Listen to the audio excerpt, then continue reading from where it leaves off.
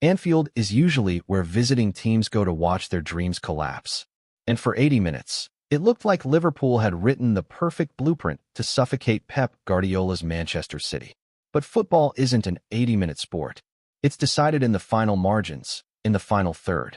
Today, we're breaking down the tactical pivot that turned City's 1-0 deficit into a 2-1 smashing goal engine, pinning Bernardo Silva and Rodri in uncomfortable areas. City had possession, but they had no real penetration. Then came the shift.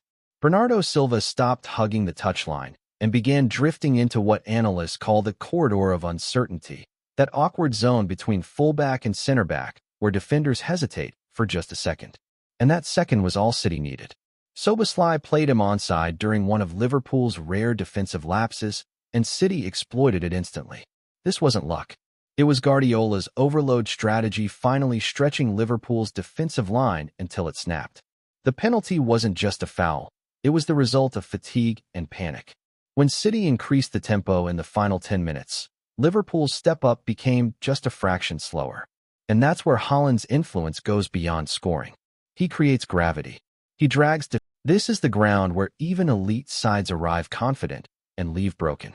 And for 80 minutes, into a Manchester City heist.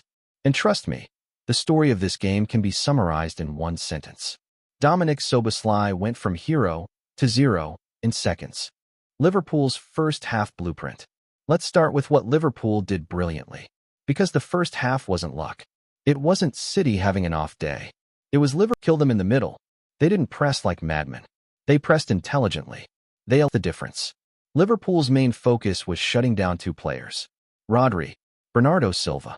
Because if Rodri controls the rhythm, City becomes a machine. And if Bernardo gets free between the lines, City becomes chaos. So Liverpool did something clever. The spacing between the lines. Liverpool's spacing between midfield and defense was tight. There was no pocket, no free zone for City to slip into. Every time City tried to build centrally, Liverpool's shape snapped shut like a trap. And for 70 minutes, it worked. Why City couldn't break through early. Now let's talk about why City struggled. Because City weren't bad. Liverpool just removed their favorite weapons. City's problem, no central access. Manchester City's best football happens when they can. Find Rodri early. Move the ball into half spaces. Create 2v1 overloads centrally. Then release runners into the box. But Liverpool denied that. So City were pushed into wide crosses, slow circulation, low-quality attacks. And Liverpool were comfortable with that. Why wide play doesn't scare Liverpool? Liverpool's center backs are built for this. If you cross into a box against them, they'll eat it alive. So City having the ball wide was basically Liverpool saying, sure, keep it. It's not hurting us. The turning point. Now we reach the moment where the game changes. And it's not one goal. It's not one foul. It's not even one mistake. It's a tactical pivot. Bernardo Silva's role change. In the first half, Bernardo stayed wider. But in the last 20 minutes, he stopped hugging the touchline. He started drifting inside, into the corridor of uncertainty. That zone between fullback, center back, where defenders don't know who should pick him up. And that hesitation is deadly. Guardiola's overload strategy. This is classic Pep. When your opponent is disciplined, you don't force it. You stretch them. You overload one side. You move the ball faster. And you wait for the elastic band to snap. And eventually, it snapped. Szoboszlai's critical error. Now let's talk about Dominik Szoboszlai. Because for most of the match, he was one of Liverpool's best players.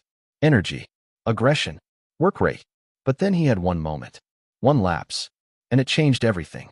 Played onside. Bernardo drifts inside. Liverpool's backline steps up. But Szoboszlai doesn't. He plays him onside by half a step. And at this level, half a step is a lifetime. Why this wasn't random? This is important. City didn't score because Liverpool suddenly forgot how to defend. City scored because they forced Liverpool into a split-second decision. At the exact moment fatigue started creeping in. And fatigue doesn't make you slow. Fatigue makes you late. The penalty, fatigue plus panic. Now we reach the penalty. And people will argue about it forever. But tactically, it wasn't just a foul. It was a symptom. City increased tempo. In the final 10 minutes, City moved the ball faster. They took fewer touches. They attacked the gaps quicker. Liverpool's defensive step-up was just a fraction slower. And that fraction was enough. Haaland's gravity effect. And this is where Haaland is different. Even when he isn't scoring, he changes everything. Because he creates gravity. He drags defenders toward him. He forces center backs to shift. And when defenders shift, space is open. That's the trap. City don't need Haaland to touch the ball 50 times. They just need him to bend the defense. The red card plus disallowed goal drama. Now this match goes full chaos mode. A red card for Szoboszlai.